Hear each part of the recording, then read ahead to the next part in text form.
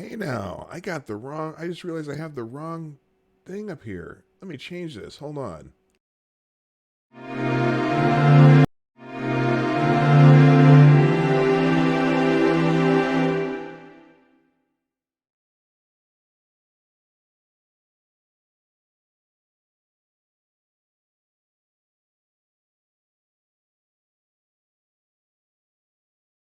I hope this doesn't do this when I change over again. Oh my gosh.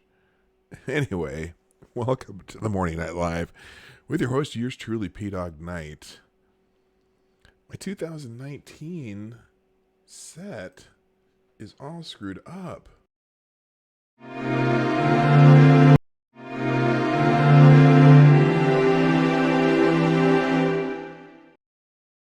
Anyway, I'm sure glad you all are here. I have to use the regular set. I am really disappointed now because I had my New Year's set up there and it's all messed up. So anyway, how's everybody doing today? Did everyone have a good night last night?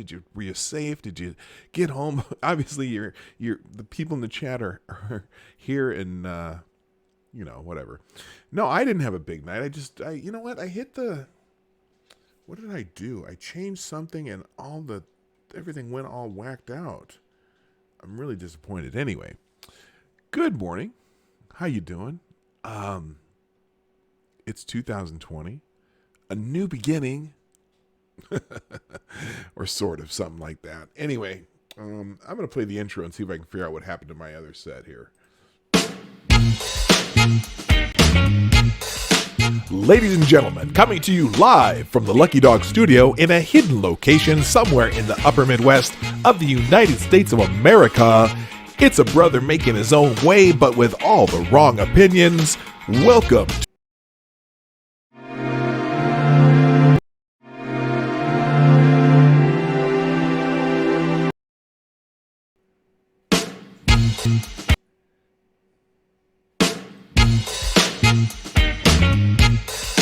Ladies and gentlemen, coming to you live from the Lucky Dog Studio in a hidden location somewhere in the upper Midwest of the United States of America, it's a brother making his own way, but with all the wrong opinions. Welcome to the Morning Night Live with your host, yours truly, Pawg Knight.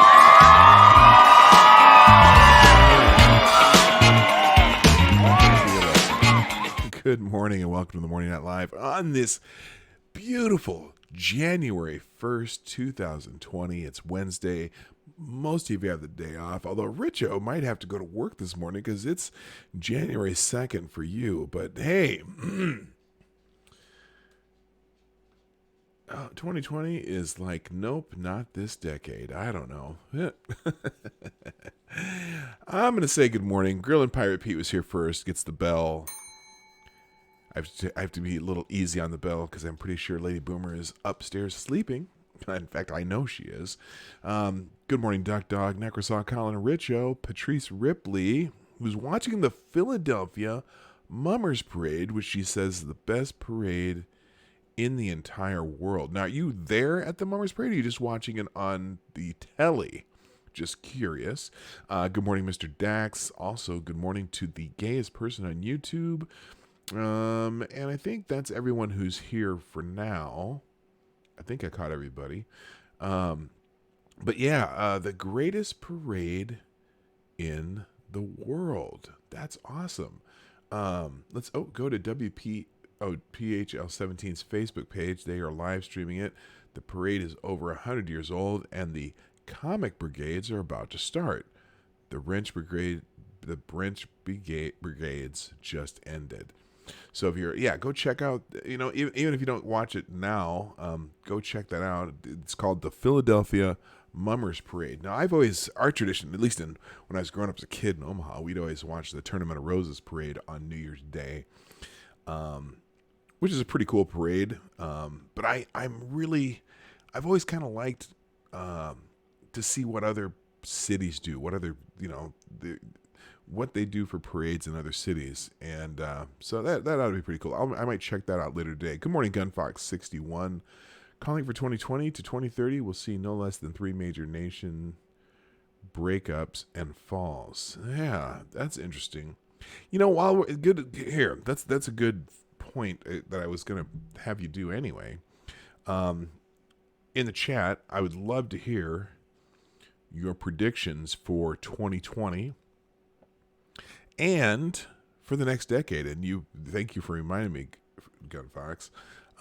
So that's what we're going to do today. I'll mention that over and over as people pop in. But give me some predictions for the year 2020 and predictions for the coming decade. Now, I have one prediction that I think it's very important that we embrace this particular prediction for between 2020 and 2030. I predict that the world is not going to end. And in fact, at least not due to climate change. I think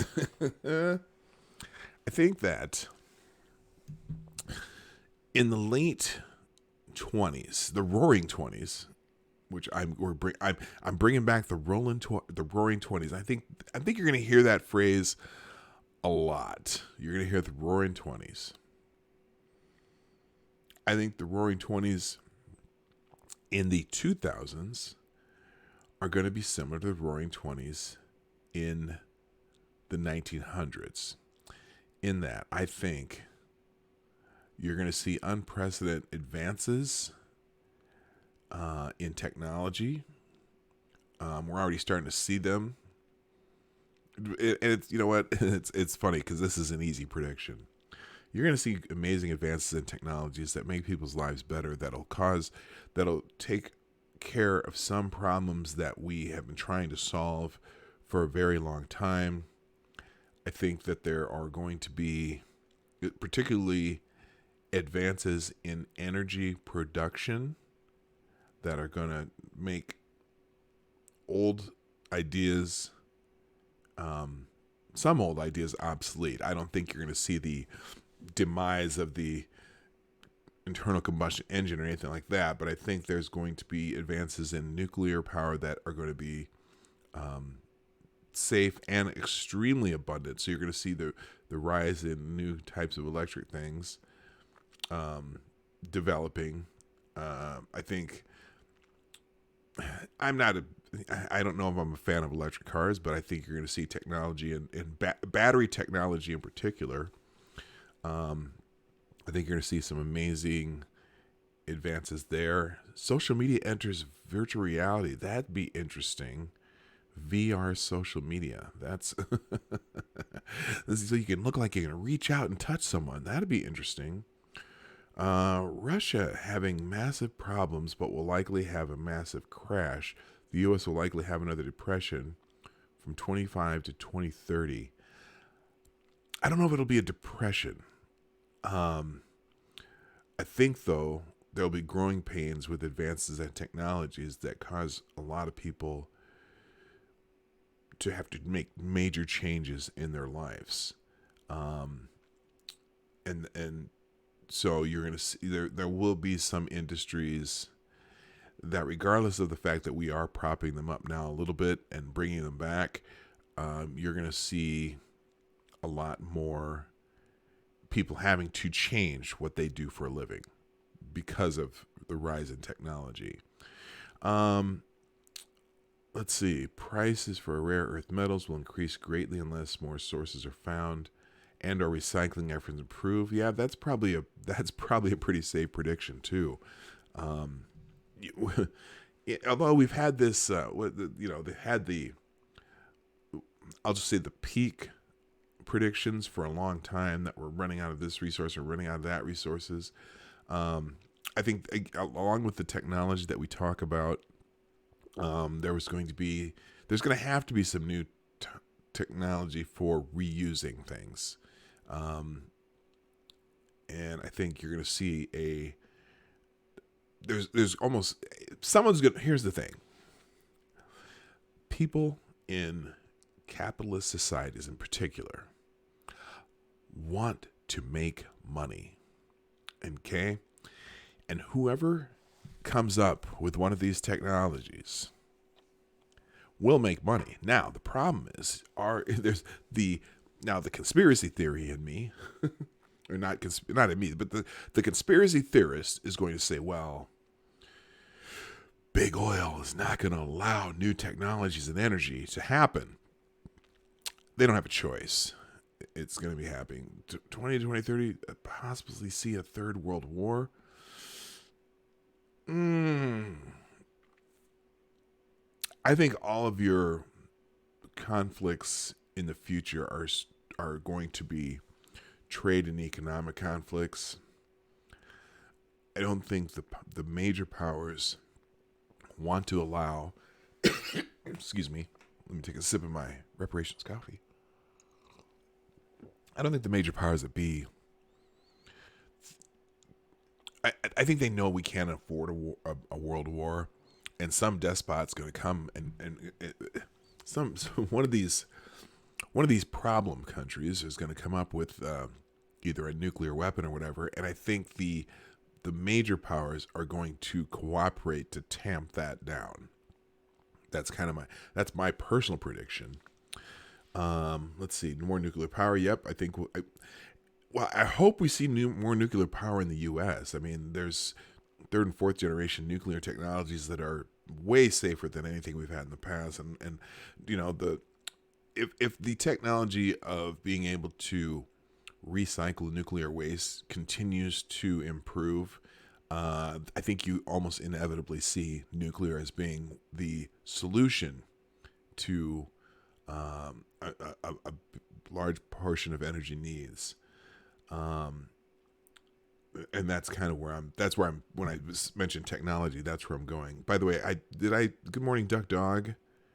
I don't think I said hi to you yet. Did I say hi to Rolling Bear? I think I did. If I didn't, I meant to. Also, by the way, real quick, I want to thank a few people. Thank you, Necrosol Collins, for tweeting out the show. Also, Grillin' Pirate Pete. Thank you very much. And Pete got the bell this morning.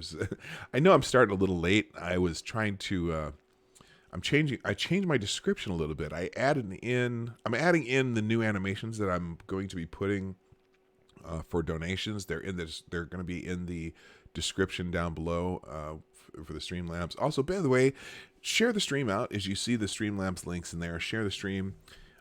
Takes a couple clicks. Hit that share button arrow down below. Also, if you want to do super chats or donations to what we do here, you can do that through the Streamlabs link. That is also in the description down below. And in that description, I'm gonna every time I add a new animation for specific amounts, you'll see what that animation is. So you can take a look at the description. The few that I have right now are all listed there. All right, let's see. The state of Pennsylvania, there is a megatons of coal, gas, and oil, plus other likely other metals. Yeah, we're a big mining state too in Minnesota, northern Minnesota. We have the giant open mines. One thing about that, I don't know if you're in Pennsylvania, you might have seen some of these mines, but the open mines in northern Minnesota are amazing. We went up to Hibbing, Minnesota when we went to bury my father-in-law, and me and my wife and kids went up there just to go around Hibbing, show my kids where he grew up. We showed him Bob Dylan's boyhood home too, and then we also went to there's a mine in Hibbing, Minnesota. It's an open whatever, I don't know what they call it, open something mine, and holy crap, it was huge. It was like looking at the Grand Canyon. And it was a working mine too, and they had a little park up there where you could go. They had one of those giant dump trucks. I mean, like we're talking like bigger than your house, giant dump trucks up there, and some of the mining scoops from some of the loaders and shit like that. Holy moly! I couldn't believe how large of a scale that is. It's crazy. Let's see. Gun facts. In the state of Pennsylvania, there's a megaton. Yeah, we said that. Especially now that there are uses being found for radioactive daughter elements made in nuclear plants. Things are improving at a good rate. Yeah, I'm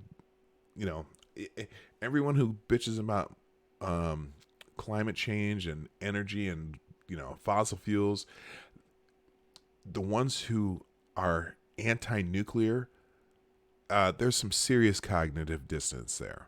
It's I don't understand those people at all, and I think it's because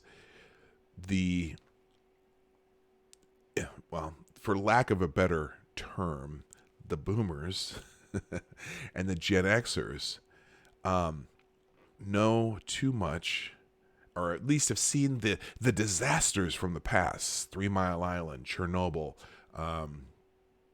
those types of things, and they assume that that's still what is happening with nuclear power, and they also equate nuclear power.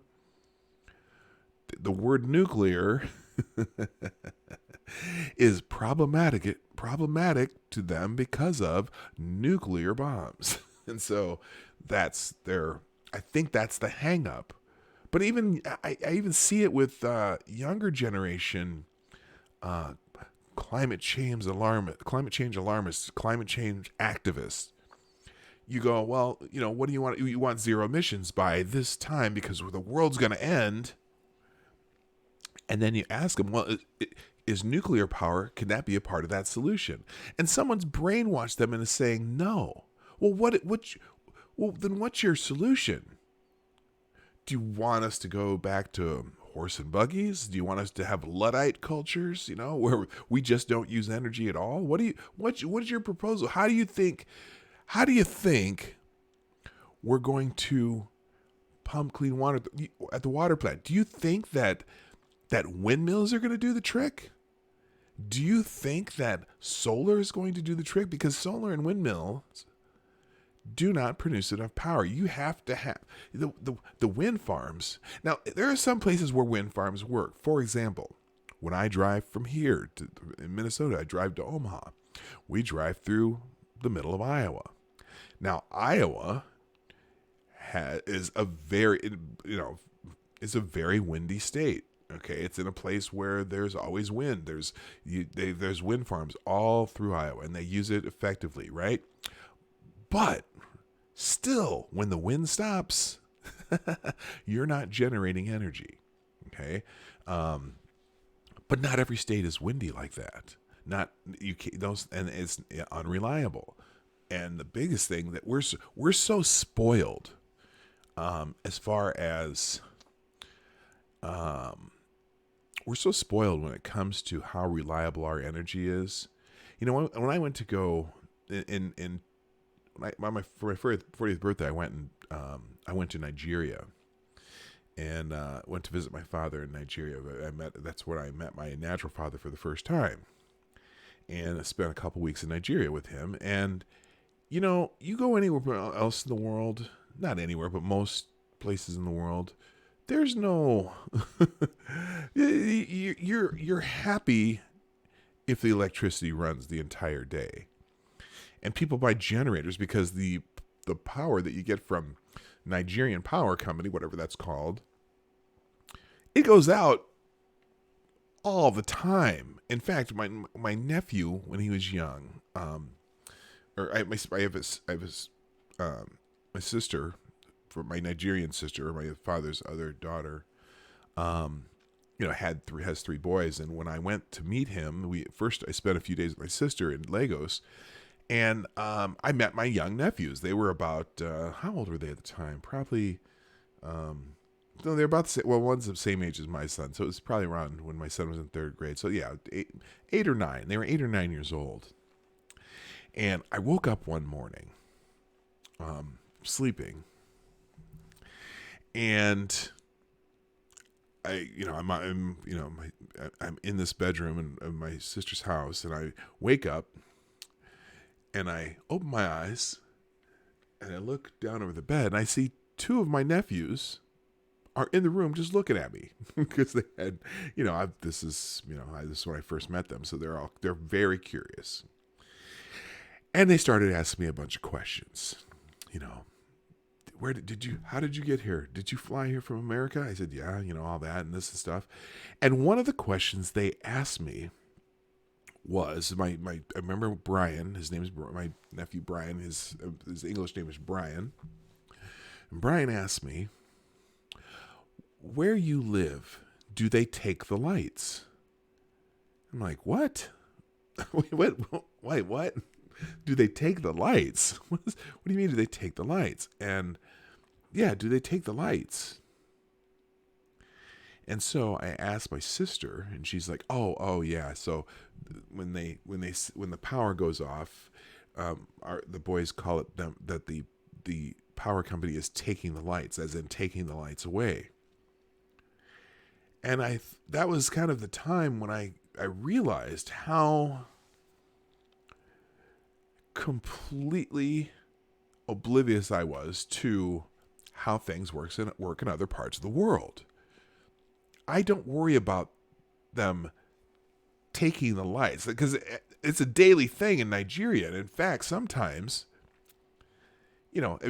first of all, the power works from about, 8 in the morning. The electricity's on from about 8 in the morning until about 10 at night. And they don't even have electricity running after dark or late at night.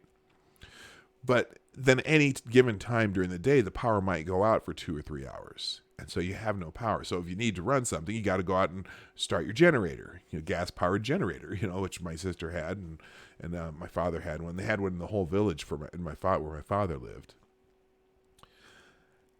And I can't even fathom that. For me, where being in the States, you pay your light bill, your power bill, you got power all the time, unless there's a storm or unless there's some anomaly. Someone goes and hits a power pole and knocks out your electricity. But you just have electricity. You just take it for granted. You just take it for granted, and it's it's like that in a lot of places, and we just take it for granted. It's in the Western world, in particular. You realize it, and so when a bunch of American Zoomers, millennials, or whatever out here protesting, that we're gonna die in 12 years. Okay. What are you going to plug your iPhone into if we have zero emissions? How are you going to get from your mom and dad's house to the next protest on zero emissions? Are they going to put trains on? Is every street going to have an electric train? And how are they going to power that train? Are they going to power it with wind farms and solar energy? I don't think so. Do you? And so then you ask them, well, what about nuclear? No, I don't think we should have nuclear. You want abundant energy, but you want to live the life you live now. And that's the whole thing, I think that's where I'm going to take this a little different direction, but I think that's where the young people being enamored with the idea of socialism comes from too. It's like, okay, you do realize that all the stuff you have and do right now is because you're in a fairly free market capitalist society, right? You don't have that iPhone you're carrying isn't because the authoritarian state, socialist state that would be required to actually implement any form of real socialism, that probably wouldn't have been developed in that socialist state that you think would be so great, right? You realize that all the stuff you have now, it's the same thing with like when people say, "Oh, we should have free healthcare. We should have free healthcare." Okay, but right now you're basing that on how the healthcare system is accessible in the terms that you're used to. For example, me going to a doctor on Christmas Day. I'm really curious how many countries you could get into see a doctor on Christmas Day. The reason we had a doctor available on Christmas Day is because this particular hospital system kept a clinic style. I'm not talking about an emergency room. I'm just talking about a clinic that I was able to go into on Christmas Day. And I walk in. I waited a couple hours because there were very few of them open, but it was open. Doctor saw me, got a prescription, filled the prescription on that same day. That doesn't happen everywhere. You take that for granted, and in a socialist system, that's not going to happen. I hate to break it to you. I'm not even talking in a socialist system. When, like, for example, told a story a while back about how my son had an arm injury. We thought it was an injury, and we found out that he had a degenerative condition in the muscle in his elbow. And we were able to get to the doctor to get it checked out in one day. And 3 days later, he had surgery. That doesn't happen everywhere. Sometimes if it's not an essential surgery, because it's not elective surgery, but he had to have it done, and we wanted it done as soon as possible. But in some places, you wait 6 months for that type of surgery because it's not a life-saving surgery, and that's just because the way a lot of the public health systems, the single payer, so to speak, or the socialized system, so to speak, you get weighted on things like that because there's not as many doctors available to do it. There's not as many places you can go. They don't have MRI machines in almost every office in your towns. I remember when we were talking about the difference between, and I'm not saying that healthcare is bad in other countries that have that. For the Canadian system, I don't think that the actual health care is bad. But the availability is way different here than it is anywhere else. There was a time, at least when I was researching this a while back, and this may have been 10 years ago, I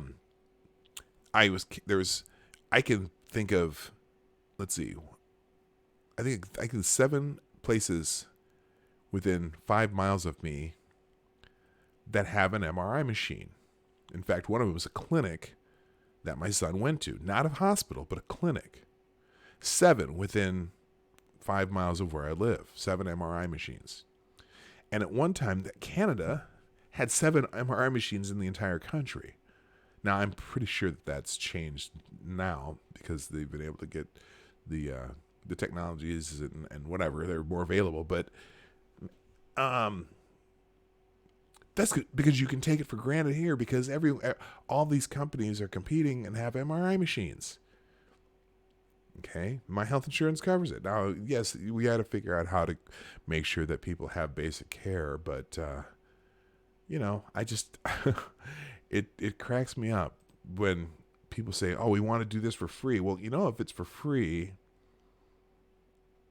it's not it's not always available, okay? Or it's not always as quality. People want free education, free college. Yeah, let's have free college. Really? Which colleges are going to be free? I'm pretty sure that even if you have free college, I don't think Harvard's going to be free. I don't know. Anyway, let me get caught up here because some people have popped in. I want to say hello. Mr. Dax, how you doing? Glad you're here. Good morning, W.R. Costin. Check your logic. How you doing? Well, good morning. Good morning, Zombie Teddy. And I think that's all the new people that are in the chat. And if you're lurking, I'm glad you're here too. Lurk away. I hope you're listening. If you're listening, whatever you're doing, I know some people have to work today. Please, if you are out and about at all today, you go to a convenience store, you go, you run into someone that's working, thank them for working today. Because, it used to be a lot of these holidays, everything was closed when I was a kid. New Year's Day, man, the only thing that was open was the 7-Eleven and maybe the emergency room. But there's a lot of people who have to work on these days that you just get, hey, thanks for being here. We appreciate you. Appreciate being available. Hey, hello, Chi-Town Jay. Hello, Captain Brambles. Thank you for doing the shout out. You might, if you're working or whatever, that's cool. I'm glad you're here. Duck got most of an unexpected day off. Okay, well, there you go. And thank you, Tyler F., also for and Becca Fairley. I think it's Fairley. I'm going to say it right, but thanks Becca for tweeting out the show. All right, well, let's get into some news because now I'm looking at. I saw. Thank you, Gunfox. Breaking news: Iraq second day of protests and attacks on U.S. embassy in Baghdad, met by tear gas from American troops guarding the compound. Air support is overhead, and U.S. aircraft buzzing crowd. Yeah,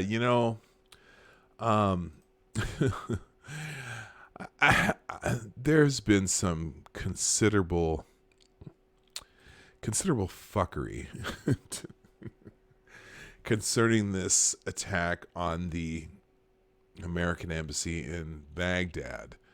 And in particular, now we touched on this a little bit yesterday, but let me find this real quick. Let's see. Let's go here. Oops, I'm not going to do that. I'm going to do it again. Hang on a second here. In particular, it's funny because I brought this up yesterday, but now some other people are beginning to notice. So there's this group called Vote Vets, and I showed you the tweet yesterday, and I laughed because Vote Vets is really not a good name for this group. They're really a group that should be called Vote Democrat. They're just highly critical of anyone who's Republican. That's fine. I don't care. You can vote for who you want to. But we showed you this tweet from Vote Vets yesterday, which I thought was completely and utterly bizarre. Hang on a second here. Webinar. There we go. Ghoulish progressive vet groups. Really hopes attack on U.S. embassy in Baghdad will be Trump's Benghazi.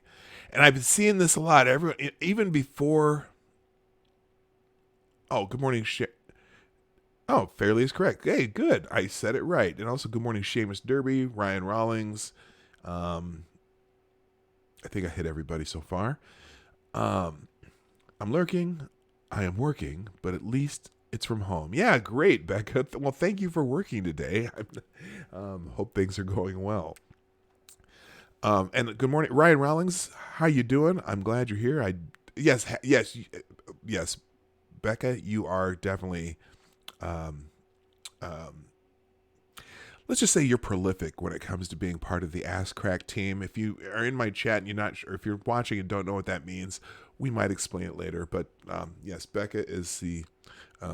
You're quite prolific. I'm just, if you can see me giving you the white power symbol right here, that's for you.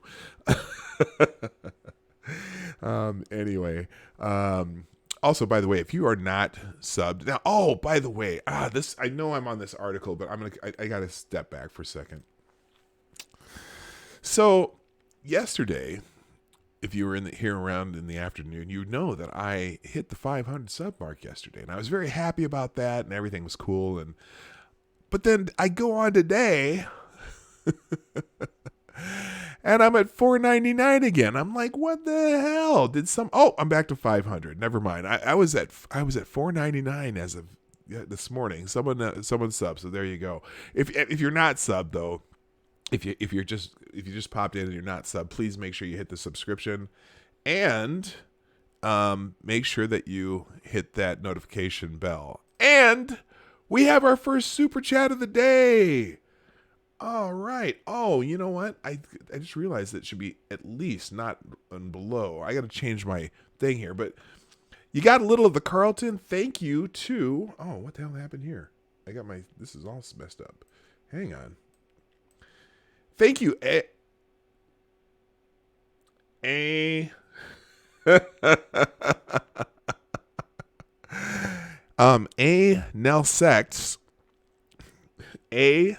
Nelsex, thank you for the $5.56. Time for some coffee. Outstanding. I appreciate the super chat. And yes, I do have some coffee right here. Thank you, Nelsex. And also hit the like button if you're thinking about it. All right, let's get back into this article. Oh, yes. Okay. So anyway, so this ghoulish progressive group really hopes the attack on the U.S. embassy in Baghdad will be Donald Trump's Benghazi. And as Twitchy told you earlier, pro-Iran militants stormed the American embassy in Baghdad.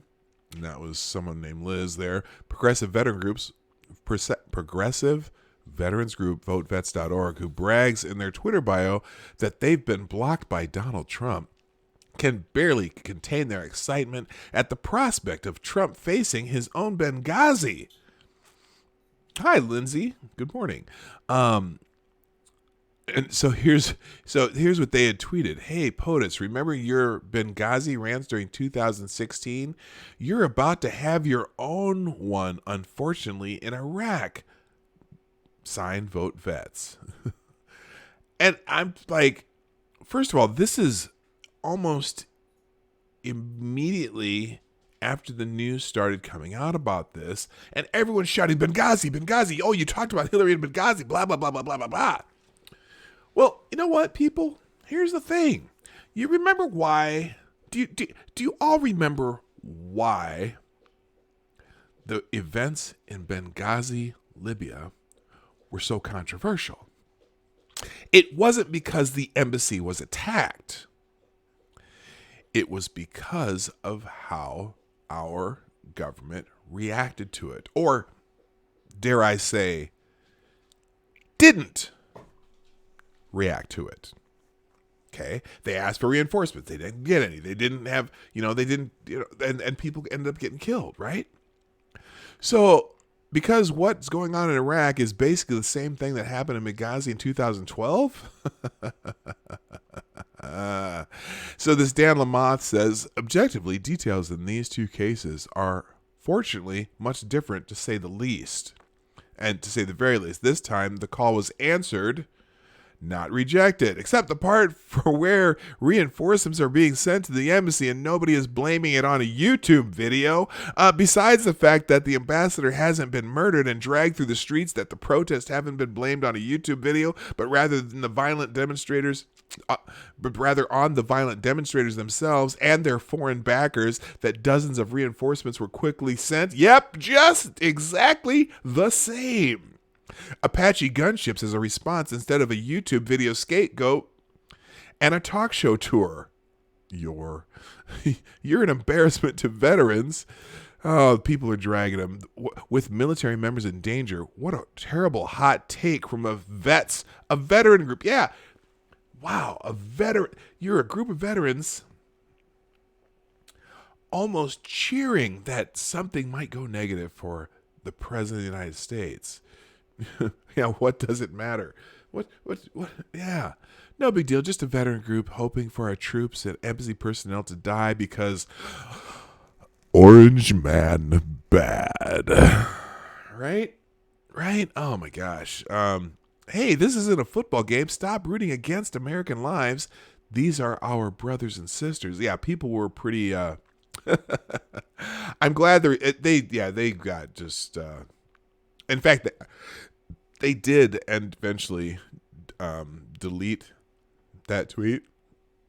One of my favorites, when someone put something stupid. The best time to delete this tweet was immediately after sending it, and the second best time is now. So anyway, but yeah, plenty of people. Don't worry, you human dumpster fires. I've saved this for when you inevitably realize the optics of this tweet and delete it, which they did. Yeah, pretty damn disgusting. Let's see, what else do I got here? Here, hang on, we'll close that.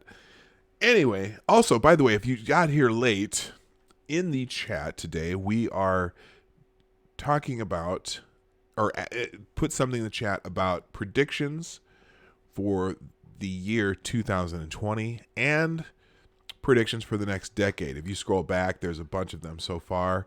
In particular, my prediction was that there would be some amazing technology and energy production coming down the pike, and we're going to start seeing a much bigger use of nuclear. Oh, I forgot to turn that alarm off. There we go. Of nuclear power. I think nuclear technology and electric battery technology is going to continue to do some incredibly amazing things. I think you might even see some. I think hydrogen power too. That's one that people don't talk about a lot, but particularly with cars, hydrogen-powered cars that have their emissions basically is water vapor, and I think you're going to see that technology grow. That was a tough one. We don't want a bunch of Hindenburgs driving around, but you know what I mean. Anyway, let's see. Oh, so other things that happened yesterday. So I gotta look this up because this one cracked me up. Last night, we went out to dinner with my son's girlfriend's parents, and my son and daughter, and then her sister and her boyfriend. So there was 8 of us. We had a really great dinner at this really fantastic restaurant, and it was a great time. But when I got home, I just had to take a quick peek at my phone. And I didn't turn it on, but CNN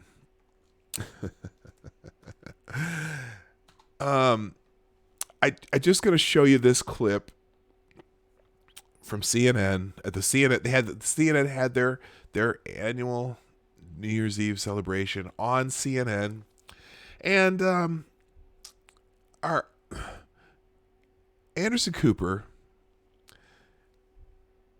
Okay, I'm just gonna play the clip for you because I don't even want to set this up. All I want to do is play the clip. And maybe you've seen this already. I saw this last night, and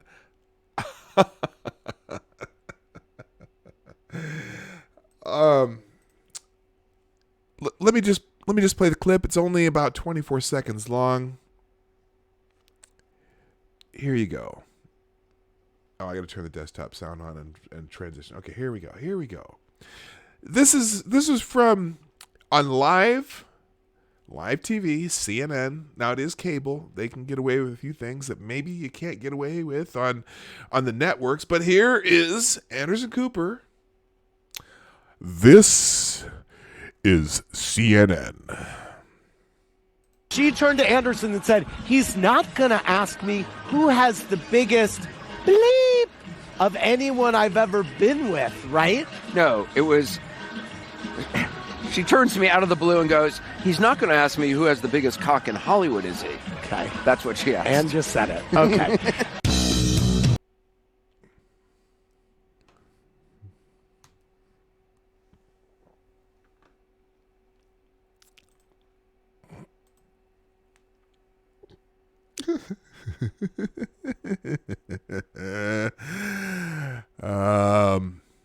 This is CNN. Did you catch it? Did y'all catch it? No, I know it's a Mark Dice clip, and I just want to make sure you heard what you thought you just heard. Yes, because I guarantee you heard what you thought you just heard. I'll just leave it on the small screen this time. One more time. Oh, everything's going okay? I didn't even check. I see a skip frames. Am I frozen? I hope not. Let me just check. Everything looks good. Okay, no. Okay, we're good. All right. Again, did you just hear what you thought you heard? One more time. Listen carefully. Listen carefully. She turned to Anderson and said, he's not going to ask me who has the biggest bleep of anyone I've ever been with, right? No, it was... She turns to me out of the blue and goes, he's not going to ask me who has the biggest cock in Hollywood, is he? Okay. That's what she asked.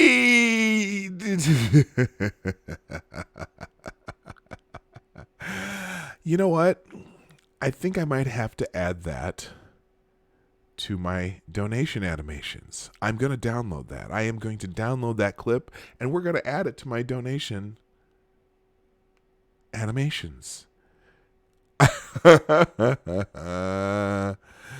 right, and then a little more. This is from apparently Don Lemon was having a good time last night. We know that Don is prolific on New Year's Eve and does some stupid shit.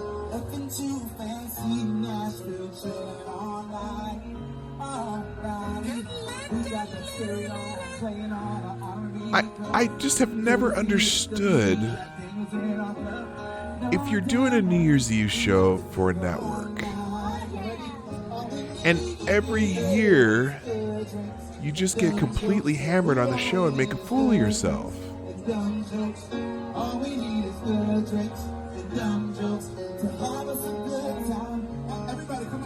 Okay, and there's Big Cock Anderson himself listening in.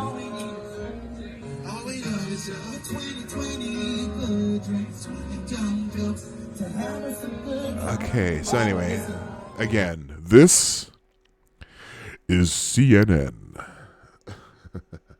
All right, so I just had to show you that one. I cracked up when I saw that, and I was laughing. Let's see. Check your logic, Mark Dice.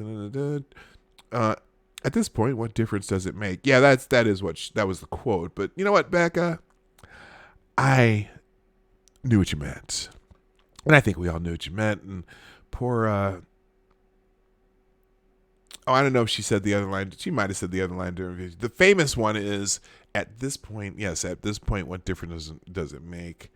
But anyway, so let's see. Oh, here's Don Lemon promising more aggressive and biased coverage in 2020. Yes, as we're giving our predictions for 2020.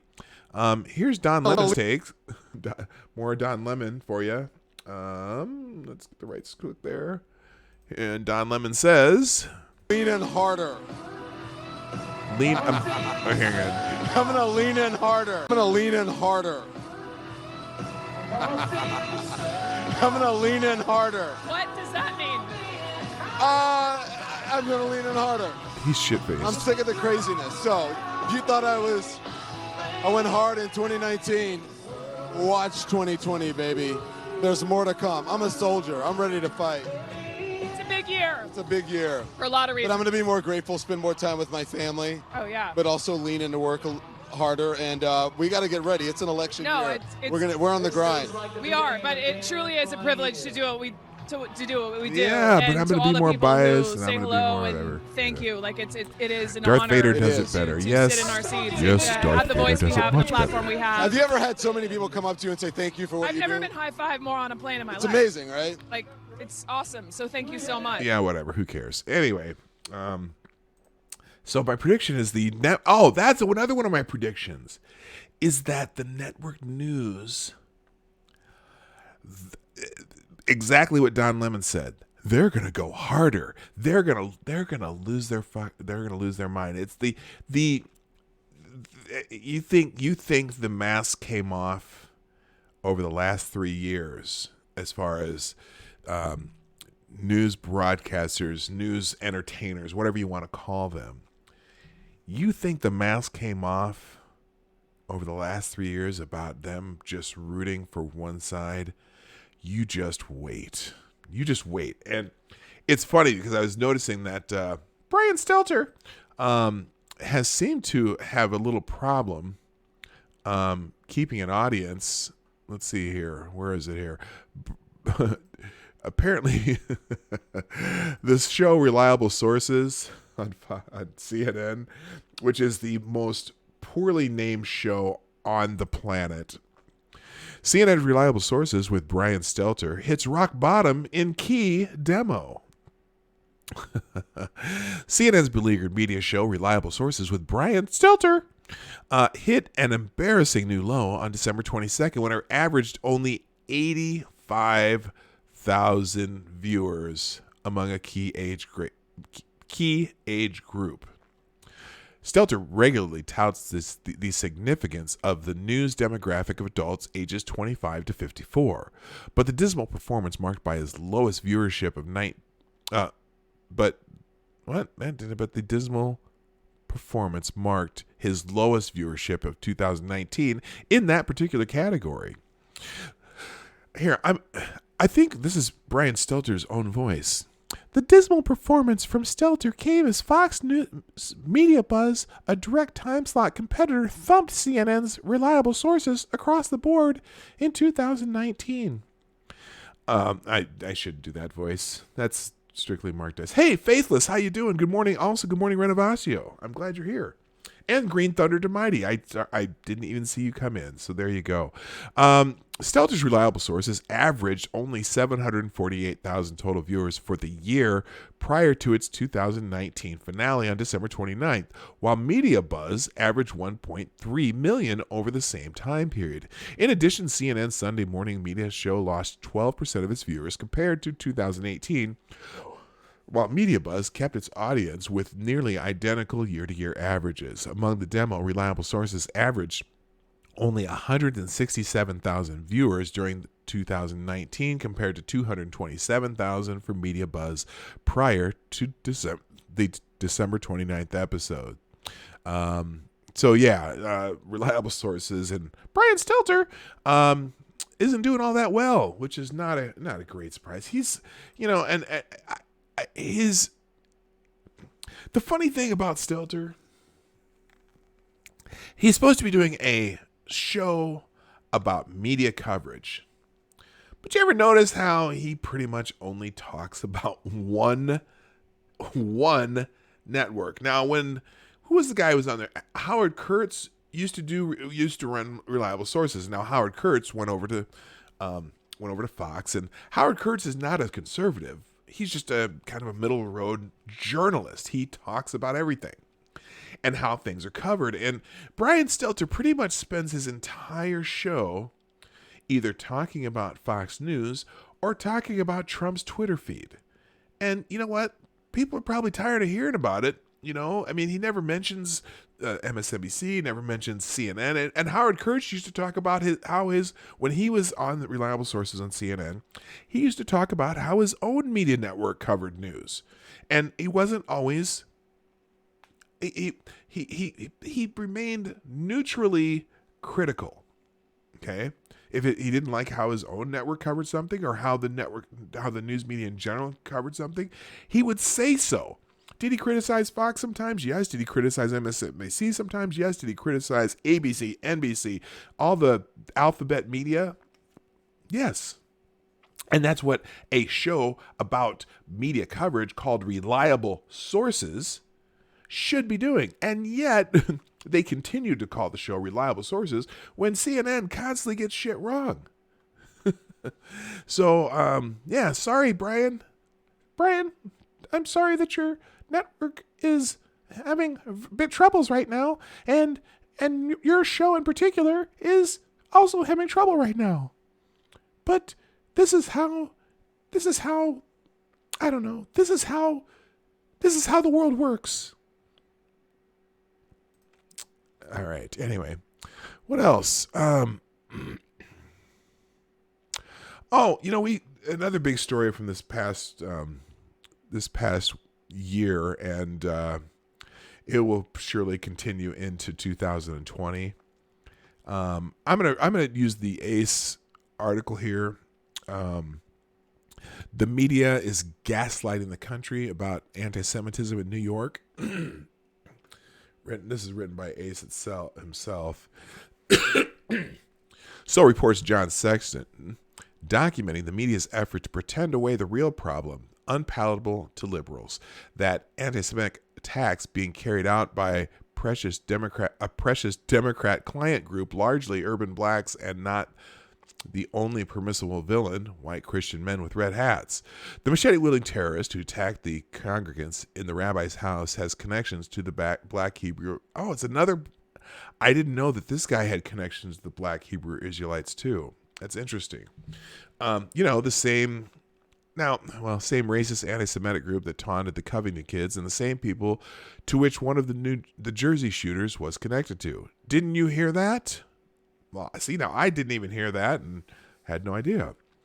I didn't until today, listening to the fill-in host for Rush Limbaugh. The media doesn't really want anyone to know that. They'd rather blame Orange Man. And this is from Let's see. This is from Sexton. According to reports published Monday, Grafton Thomas, the man who attacked and wounded Jews celebrating Hanukkah inside a rabbi's private home Saturday, has a history of mental illness and no connections to any hate groups. That's coming from Thomas's lawyer and family, so they have a clear motive for offering excuses for his behavior. But the New York Times reports that Thomas seems to have been interested in Hitler. Well, I'm demonetized now. And may have had a connection to the Black Hebrew Israelites. The fill-in host on Limbaugh said that the New York Times only mentioned Black Hebrew Israelites connection. My apologies. Reading is fundamental.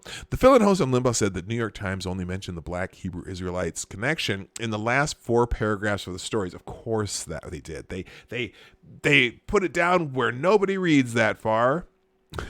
In the last 4 paragraphs of a story he estimated consists of 36 to 40 paragraphs. The Times was much more interested in the looked up Hitler online angle, something they could use to tie into their white supremacists of color narrative. Yes, that's the new thing. We have white supremacists of color.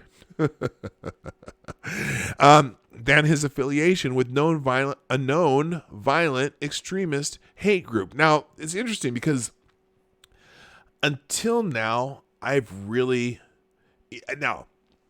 Black Hebrew Israelites stand on corners in New York City screaming at people, yelling at people, but until recently, they've never been associated with actual violence. Okay, I've never heard them out there beating people or getting in fights with people. You know, maybe a scuffle with someone they're yelling at, but not like they're out actively causing violence. So I'm interested that he's saying his affiliation with a known violent extremist hate group. And the Black Hebrew Israelites hate everybody. Just let you know. Anyway, and by the way, Black and Muslim anti-Semites are big fans of Hitler. This doesn't help the white supremacist of color narrative any. Unbelievably, the Daily Beast published an article attempting to justify left-wing anti-Semitic violence. Now, I haven't seen this article yet, but it's interesting. He argues that left-wing anti-Semitism is learned from right-wing anti-Semites, which right-wingers such as Louis Farrakhan reading, which right-wingers is Louis Farrakhan reading, I wonder. And furthermore, it's more acceptable and less blameworthy because it's based on real economics and not the crazy conspiracy theories pushed by those evil right-wingers. Have you ever listened to a Farrakhan speech about Jews? I'm interesting. Good morning, Mike Savage, by the way. He argued, let's see.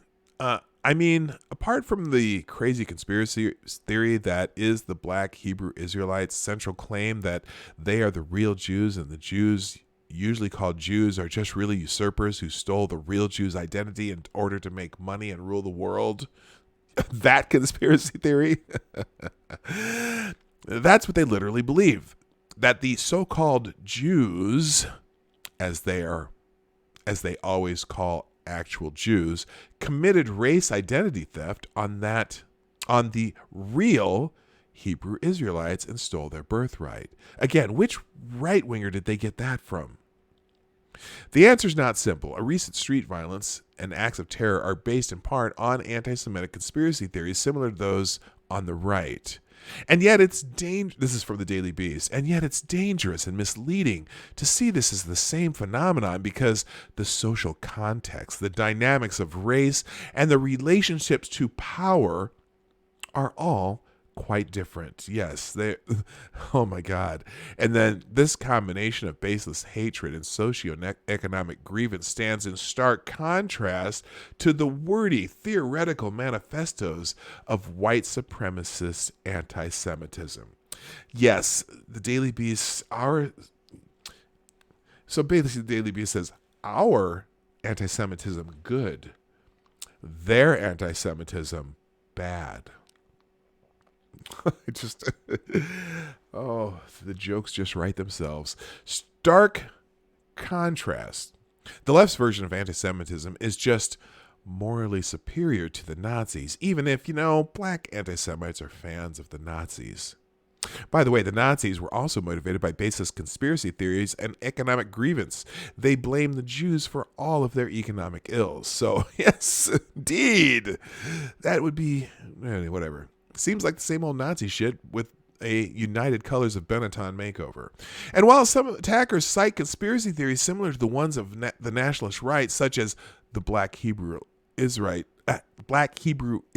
doctrines noted above, the social context and relationships to power are utterly different. What he means is political violence is different, more justified, and if you're punching up at an oppressor class, which he is saying the Jews, or so-called Jews, for the Black Hebrew Israelites are, according to the Daily Beast at least, they deserve it. I can't even, I wonder if that article's still up. I'm going to check it out. And they continue, and in terms of scale, there is simply no comparison between right-wing anti-Semitism, which arguably stretches into the White House itself, if not Trump, and then some of his recent fight. This Trump anti-Semitism trope, I don't know if it's sticking, but they're trying their damnedest, aren't they? Hey, Johnny Hellcat, good morning. And the fringe sects, SECTS,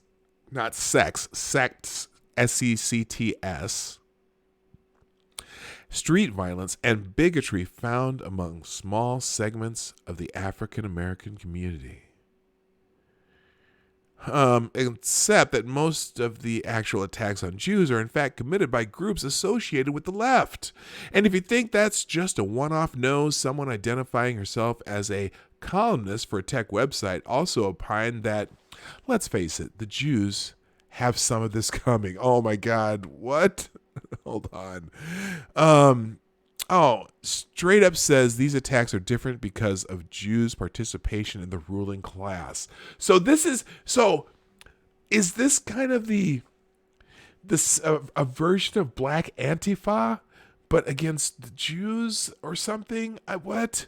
This lady right here.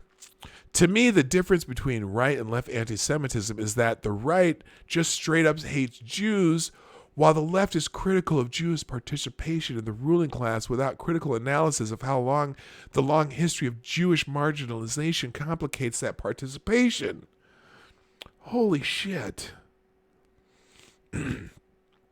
Now, as the media tries to shift responsibility to the victims of anti-Semitic murder in this case, they're also doing that in the case of the church shooter as well, looking into the possibility that maybe the town of White Settlement kind of deserved retribution because of the history of the town's name. Remember what was the first thing I said when I heard about the church being attacked in White Settlement? I said there's going to be a city council meeting sometime in the near future in White Settlement where they're going to discuss changing the town's name. I remember that?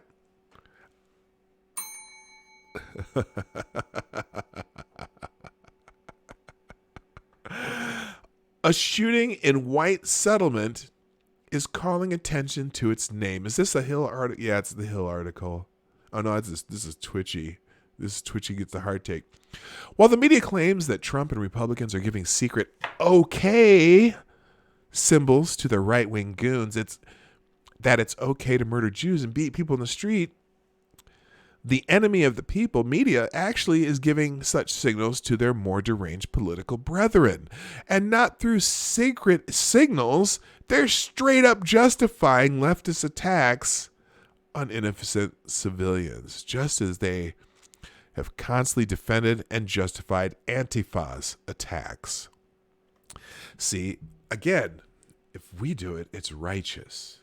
If you do it, it's hate. Oh, boy. One of the saddest spectacles in the past 2 weeks is walking worm Seth Mendel begging his very good liberal media and Twitter friends to unambiguously call out and condemn the actual violence here, rather than euphemizing, excusing, justifying, and deflecting with their orange man bad catch-all gibberish. He has been whining and pleading for 2 weeks for his very good liberal Twitter and media friends to do this.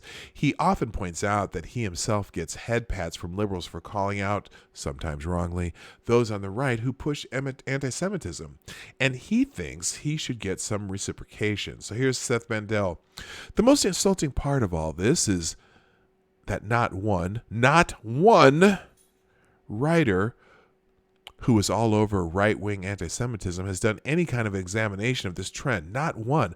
How did we become so expendable to our friends? It's a question I'll be asking a lot. Yeah, because it's not the right wings doing the violence. You should see me in my DMs and emails practically begging people to cover this, a humiliating spectacle made all the more so because their answer is always, nah. Jews asking to be treated as humans, it being considered a ridiculous request, the song remains the same. Well, yeah, maybe you want to point your focus in the right direction then, Seth. Instead of his very good liberal and media friends keep telling him the same thing. Shut up, Jew. You know your place in the pecking order. Yeah, I don't think they're telling that.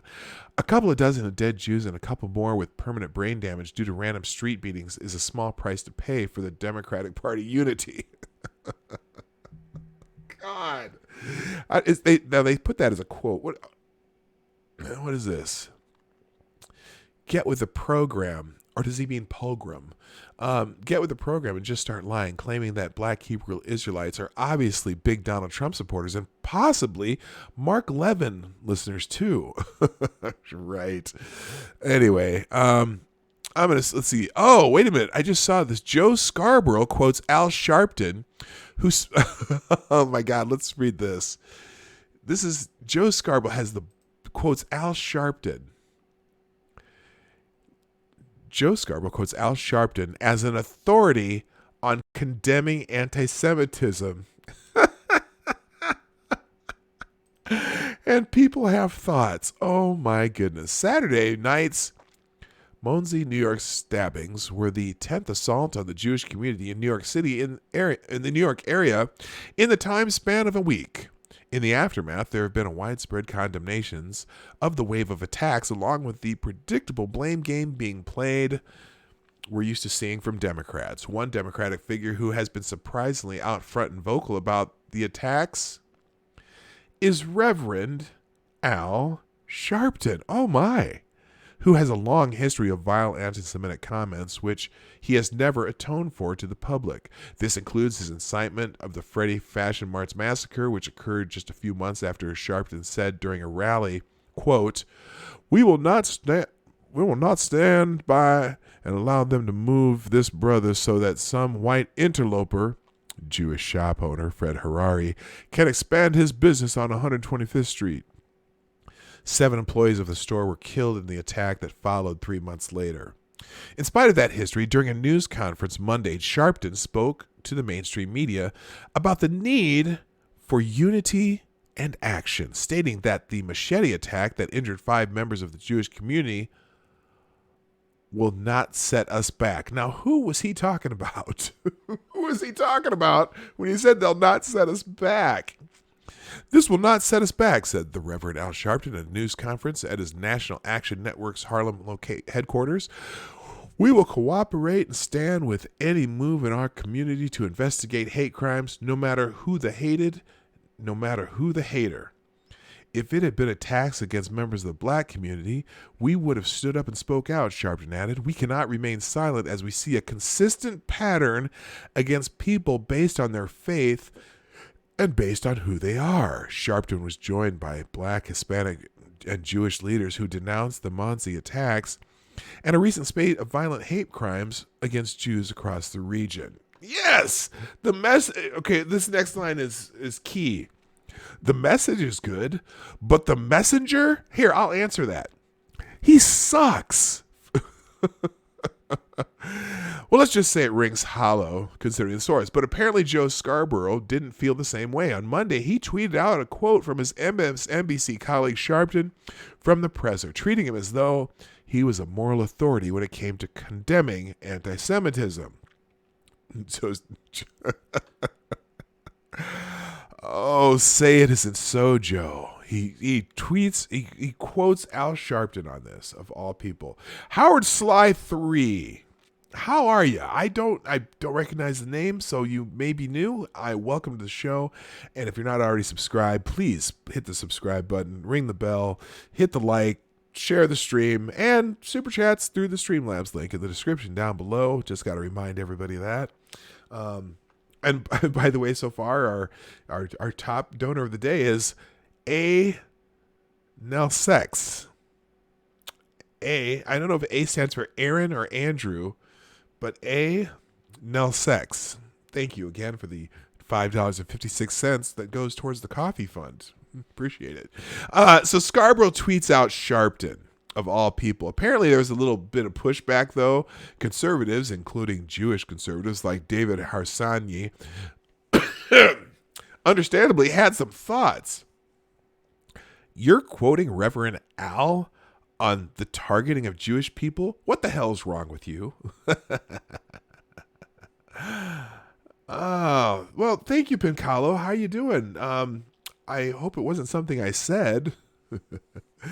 Also, Sean Agnew, and reported for bullying. Oh, dear. Well, I hope I get to keep my channel. Al Sharpton, Crown Heights, diamond dealers Al Sharpton. Have you lost your mind, Joe? Here's Gojira, also Al Sharpton. This is from 20 years after the firebombing of Freddy's Fashion Mart. Oh, what does this say? 20 years after the firebombing of Freddy's Fashion Mart, Sharpton still inciting hate. This is from December 11th, 2015. An article. Where's this from? I don't know. But anyway, what else? Pam Q. Well, looky here. I wouldn't consider him the savior we need right now. Hilarious. And this is particularly fascinating when you consider how Scarborough, as a member of Congress, introduced a House resolution condemning Sharpton's anti-Semitism in the year 2000. When the Morning Joe co-host was reminded of this over the summer, this is what he had to say in response. Thanks to those reminding me of how stridently Al Sharpton and I opposed each other 20 years ago.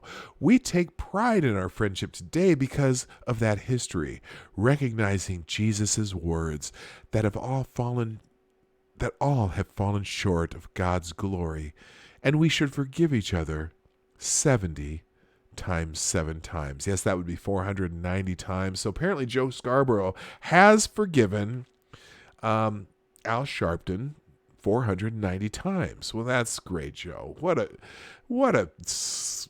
slack job prick. Unbelievable. Yeah, Al Sharpton's the last person you want to hear talking about anti-Semitism. I hate to break it to you. Mr. Dax, Marty, just say, sorry, eh? And it'll be maple syrup under the mousse. Oh, yeah, Pincalo's one of those Canadian guys. Hey, I'm sorry, eh?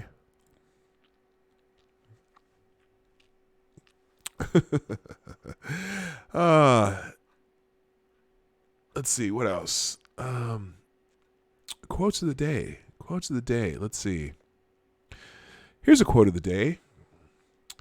Liberals get what they want, which is a humorless void where nothing happens, where no one dares do anything or laugh about anything or behave in any way that doesn't suit their rigid way of leading a life.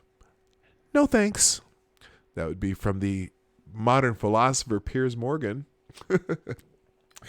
Remember when it was remember back in the 80s when it was the religious right that was there were the scolds and the Tipper Gores of the world who wanted to put labels on records and they all wanted you to live their way. What Yeah, remember that? The Christian Coalition, remember them? You know, and now it's the religious left.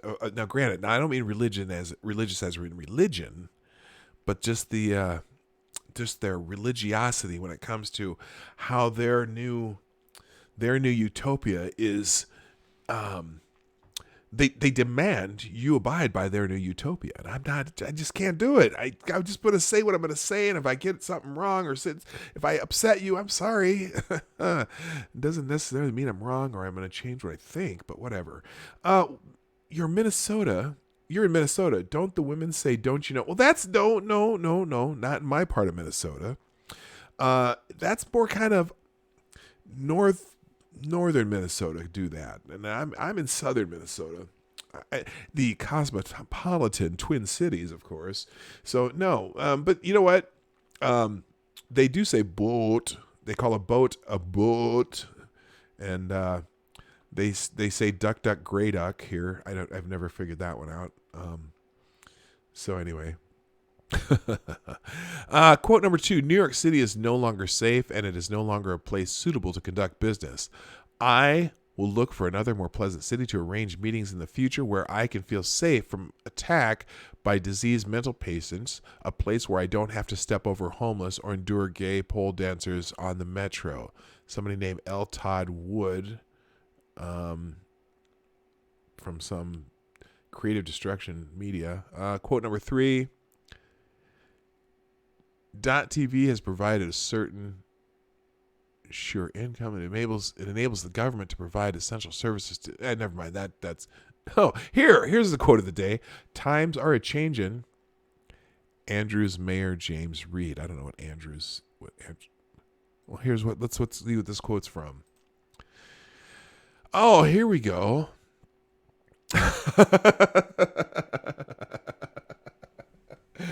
Well. Ladies and gentlemen, a cherished tradition is being forced to go by the wayside.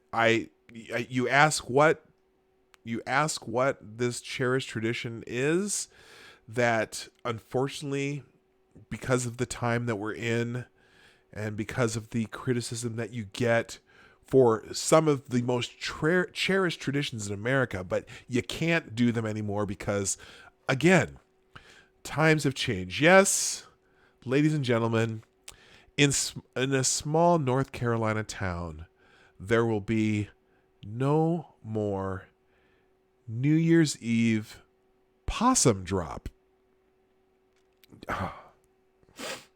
I'm devastated. The town of Andrews finally gives up controversial practice after years of backlash. A long-time New Year's Eve tradition in North Carolina appears to finally have come to a close. A Wall Street Journal reports that after years of protests by animal rights activists, the town of Andrews won't carry out its holiday possum drop, in which a live possum is lowered in a glass box as the clock strikes 12. The controversial tradition originated in nearby Brasstown, where it was carried out for decades, but it moved in 2018 to Andrews when founder Clay Logan retired. The event constantly drew backlash from people for the ethical treatment of animals and other groups which insisted the practice was cruel as it could hurt, spook, or stress out the nocturnal animal. Some protesters have even targeted a North Carolina law that exempts the Virginia possum from wildlife protections for 5 days around the new year just to allow the possum drop to take place. They actually passed a law that exempts the Virginia possum from wildlife protections for 5 days around the new year so they could do the possum drop. That's awesome.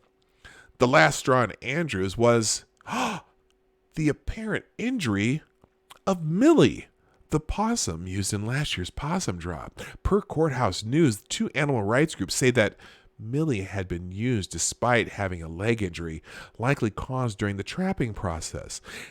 And that her leg had to eventually be amputated. Oh, poor Millie. Poor Millie.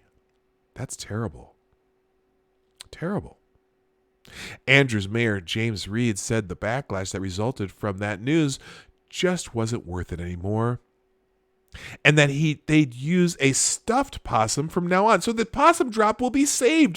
They're going to use a stuffed possum instead. Times are changing, Reed tells the Journal. Our plan is to have an awesome party and not have any live animals involved whatsoever. What? How can you have an awesome party without any live animals?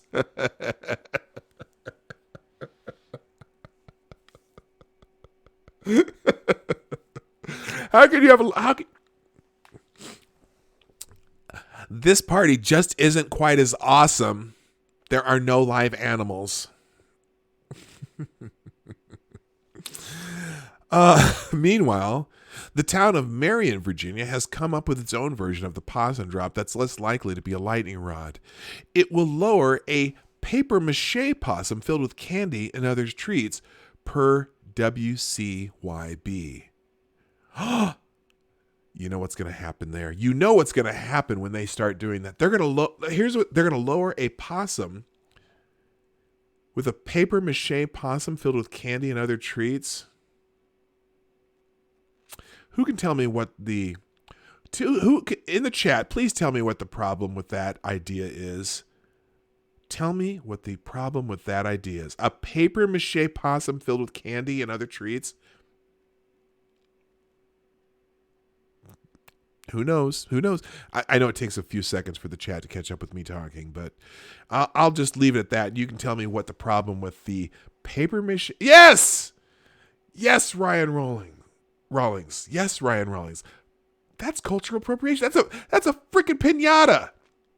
You can't do a piñata in Marion, Virginia?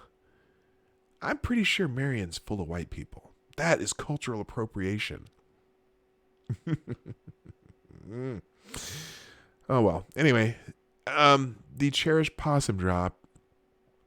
Well, now I was going to say it's no more, but they're still doing the possum drop. They're just going to do a fake possum. Now, here's what is going to be just precious is if the animal rights activists still go out and protest the possum drop. I got a feeling that might still happen, even if it's not a real possum, they're going to find a reason to protest it. I know they are. Now, maybe the paper mache. Well, so in Marion, Virginia, and they do the paper mache, the culturally appropriated possum piñata. Are they going to beat the possum piñata with sticks so they can get the candy out? Now, if they do that, the culturally appropriate. Let me see if I can say this phrase properly. The culturally appropriation of the possum drop, that means they would hit the paper mache possum appropriately with the appropriate size sticks, and then the animal rights activists would say, well, this is still problematic because you are beating a appropriately appropriated appropriation of a paper mache possum with sticks, which is simulating the appropriate appropriation of violence against animals. I'm not going to try and say that again. I just can't. Any town in my state does the tuna toss. They changed it to a fake one last year. See, you know what? Are they going to protest the fish markets in Seattle? You can't toss a tuna? Come on, man. Wait a minute. Aren't tunas like huge? Like for the most, I mean, I laugh because when you're growing up and you just think, okay, you get this can of tuna and there's some tuna fish in there, and you think, oh yeah, it's a fish. Someone caught a fish. Like I'm thinking like a carp about this big or something. But tunas are huge, aren't they? who just showed up? I saw Keeverdam. How you doing? Welcome to the show. It's speciesism. Yes, it is. Possum drop. That's oh, the cherished possum drop is going to have a change because times are changing. All right, let's see. It's 11 o'clock, well, 12 o'clock for some of you, or wherever you are in the world. It's whatever time it is. It's the top of the hour. And since I started a half hour late, I can go a half hour longer than normal. Seems like a waste of meat. Wait, the tuna toss? Well, I think they probably still... Think about a tuna toss. It's not like you can't still use the meat of the tuna after you toss it, right? Richo, help me help explain the tuna toss in the chat a little bit here, because I'm intrigued. Let's see. Where did this start? Oh, here, tuna toss. Okay, there it is. They drop sardine, kind of, in Eastport. They drop a sardine. Well, sardines aren't little tiny fish. Nobody cares. I've seen didn't they throw sardines at what's his name? Sargon of Akkad at some event. They were throwing sardines at him. A town in my state does the tuna toss. They changed it to the fake one last year. Explain the tuna toss. No, like real tuna, it's like one of the best places on earth to catch tuna. Okay? Seems like a waste of meat. Well, so much tuna in that town that great white sharks are everywhere. Okay? The ones that count were 2 to 3 feet long. Tuna are huge, aren't they? Atlantic tuna is expensive. Yes. Okay, that's what I thought. Yeah, so tossing the tuna, that's I'm going to go toss my tuna. Anyway. All right, let's see. Do we want latest embassy? Let's just check out Twitter. I don't want to I'm kind of avoiding the embassy news. Thank you, Pincalo, for retweeting the show, by the way. You and Tyler F. and Necrosol Collins, Becca, and Grill and Pirate Pete. I appreciate you all sharing the show out. I'm at, the old 500 subscribers. I'm back to 500. At some point last night, I was at 499. Back to 499. I'm like, oh, easy come, easy go, right? But nope, I am back officially at 500 and maybe even, exactly 500. So thanks for tweeting this shit out for me. I appreciate it. I don't even know what happened. Maybe someone subscribed, unsubscribed, and subscribed again. But I'm back at 500. The next goal is 1,000. Again, I'm going to try to get to 1,000 by July. Hopefully having all the guests come by. I'll have the announcement about our guest for this Friday, this evening. So watch my Twitter feed. If you're not subscribed to me on Twitter, it's right down here at Pawg Night. That's also the place where you can send me stories. My DMs are open. So if you have stories that you want me to check out, or if you have, if you want to send me a message, you can do that on Twitter or at my email, which is put the ad on the other end of that name at pawgnight@gmail.com. So, so there you go. Good morning, Wondering Lisa. How you doing?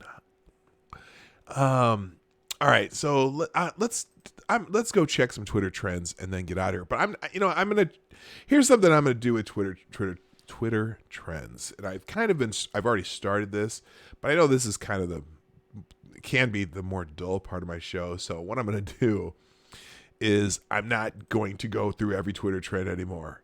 We'll see what some of them are, but I'm not going to spend as much time on Twitter trends. And in fact, what I'd like to do, I kind of want to transition this part of the show into stories that you guys share with me. So we are going to add the hashtag. In fact, I'm going to add a new hashtag right now. Hey, Irate Prostate, how you doing? I'm going to add a new hashtag, and here's the hashtag. Oops, I got to spell it right though.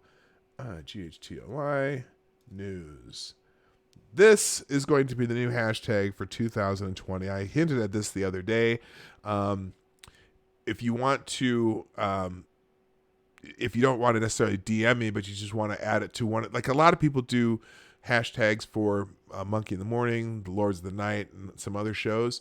Well, if you just want to add nightly news to the hashtags, that's the hashtag I will be checking from now on for stories that are submitted by you and friends of the show.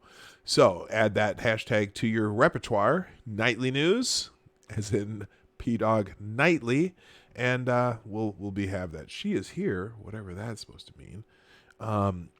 So anyway, let's check out the trends in the United States here on Twitter real quick. Oh, by the way, thank you, Zip Tie. Here's a story. Oh, cool. Well, let's check out the story. Eastport to drop sardine and maple leaf on New Year's. Okay, here's the story about the sardine drop. Let's see. Let's fit this on the page here. This should be good. Eastport to drop sardine and maple leaf on New Year's Eve. If you're looking to celebrate New Year's Eve with something other than a big ball being dropped, downtown Eastport is the place to be. From the third story of the Tides Institute and Museum of Art, an 8-foot sardine will fall. That's at midnight our time. An hour prior to that, a giant aluminum maple leaf will be lowered from the same roof in a nod to our Canadian neighbors across the bay.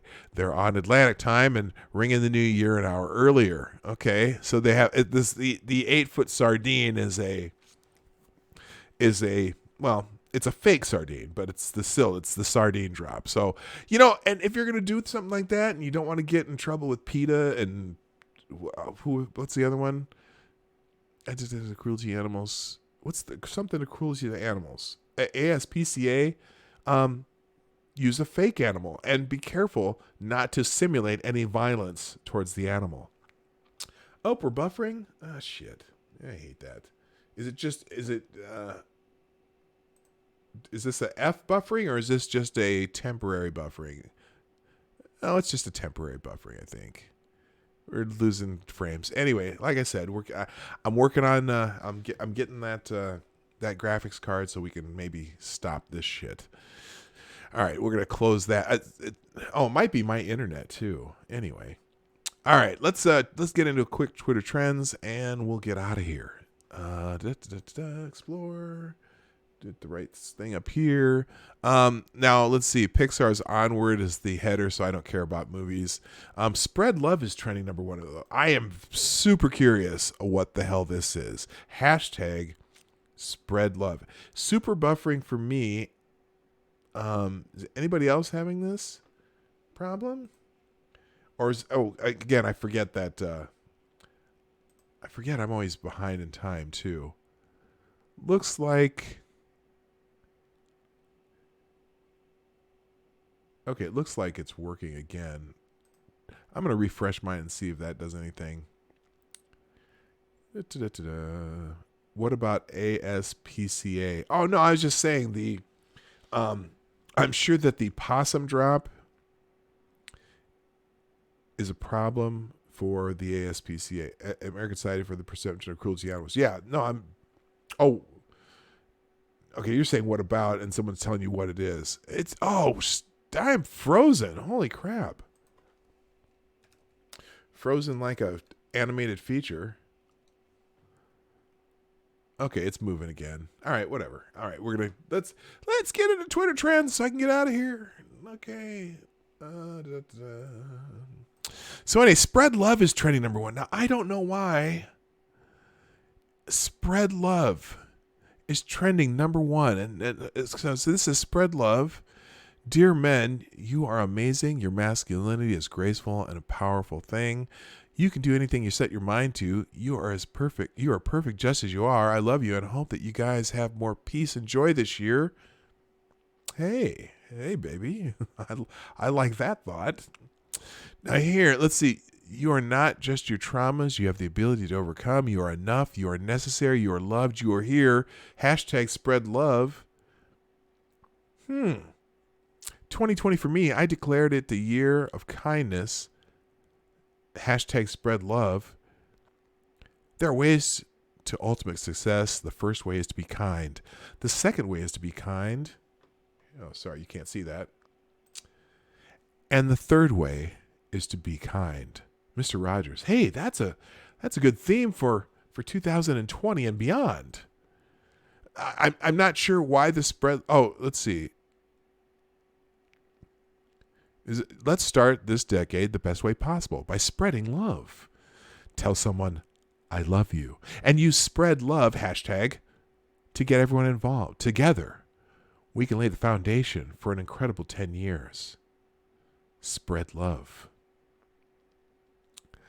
You know, if you use a different emphasis on that, it could be kind of kinky.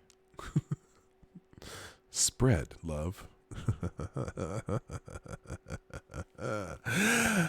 There's so many ways to show others compassion. A friendly smile, a kindly nod, a gentle hug, a thoughtful ear.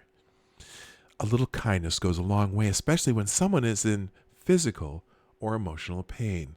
Join me to hashtag spread love,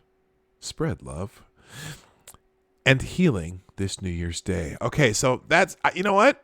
I have no problem with that hashtag trending. That's a good thing. It's the first day of the new year, the first day of the new decade.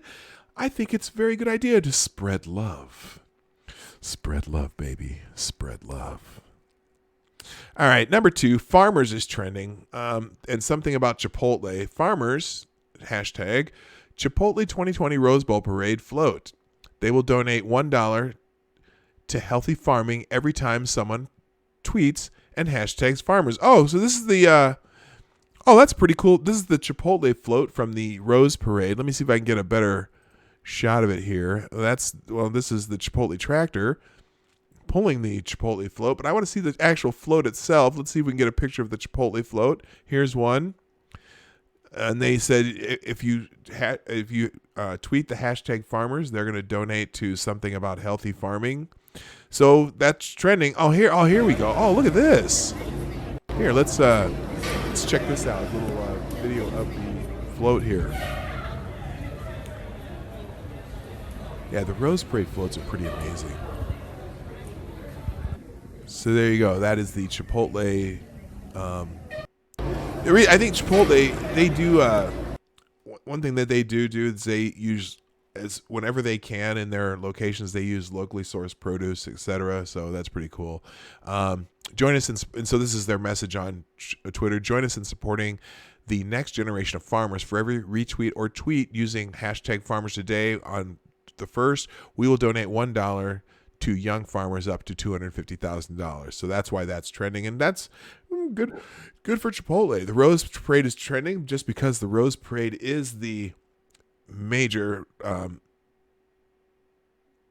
is one of the major parades in the country on New Year's Day. This is an interesting photo of the Goodyear blimp and a stealth bomber in the same shot. It looks very ominous. Clearly they're at different height levels, but I'm just wondering. So the stealth bomber flies by, and the Goodyear blimp is even in that proximity. I wonder if the draft from the bomber affects the blimp, like at turbulence to the blimp, because that's pretty. I don't know. That's pretty wild. The United States Marine Corps Mounted Color Guard has represented the Marine Corps in events across the U.S. for the last 52 years. The Marines are wild Palomino Mustangs adopted from the Bureau of Land Management's Adopt a Horse program. So there's the Marine doing that. Let's see if they got any other. I want to see if they have any of the other cool floats. Oh, look at that. Okay, this is the women's suffrage float. Let's see. Incredible women's suffrage centennial float in the Rose Parade. That's a pretty cool looking float. Now, if you're for those of you from other parts of the world who are not familiar with our Tournament of Roses parades in Pasadena, California, the floats are required to have all their coverings done with organic products. So it can be flower petals, tree bark, anything that's organic. It must be decorated with things organic. So all of these floats that we show, that I'm going to show on the screen, are all covered. There's that picture of that stealth bomber going by. All the floats are covered. That's pretty cool. So Pretty cool seeing a flyover of one of those stealth bombers. Those are freaky planes. Let's see. Here we go. Rose Parade, Power Pop. Anyway, any of the floats that you see are, here we go. Any of the floats you see are covered with organic material. And so this one, here's one, I don't know whose this is. This one, Cal Poly winning the Director's Award. So all of those things, yeah, everything on that float is covered with organic material. That's an amazing float. All right, let's see what else we got here. Yeah, you see, I mean, some of the these are always so amazing to me. Although I can't quite figure out what's going on here. Oh, the turtles on a trapeze held in the mouth of a giraffe. That is, I think the word's quirky. I don't know what about that. Here, let's see. Here's another one. So yeah, look at how these floats are cool. Now I wonder if this one, having a truck up there not covered in organic material, that's interesting. I wonder if they get in trouble for that. I wonder if they get disqualified for that, for having a truck on there. I don't know. Let's see. Oh, here's that women's suffrage float. The 100th anniversary of the I almost said insufferable, but that's not true. God, I can't be like that. Okay. Oh, and they did the song Respect. Oh, isn't that cute? And women's suffrage, faithless. Come on, man. All right. So anyway, if you didn't get to watch the Tournament of Roses Parade, I'm sure there's somewhere on TV where you can see the whole thing. Let's see. There's also very colorful costumes and bands and all different kinds of things. So if you didn't see the Tournament of Roses Parade, go see if you can find a repeat. Anyway, that's trending because it's probably going on or finishing up right now. Let's see. New Year's Day is trending. Of course it is. We don't need to click that one. The Pope is trending. Oh, yeah, the Pope. The Pope smacked someone on the hand on New Year's Eve. Here's the footage. The woman wouldn't let go of his hand. Apparently, here it is.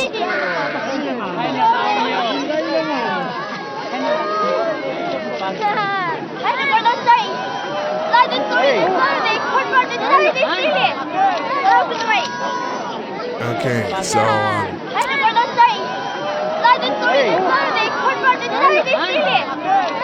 so the Pope got a little salty when someone grabbed his hand. You know, anyway, getting slapped by the Pope to ring in the New Year's Day is a top 3 goal. Peeved pontiff Pope Francis does not look happy after a woman grabbed his arm during a walkabout at the Vatican. Can you imagine? Now, imagine being that woman right now. You're the person who got smacked on the hand by the Pope. Do you think there's going to be any articles written about her in the next few days? The Pope's been using his pimp hand. Yeah, he did a little pimp slap there.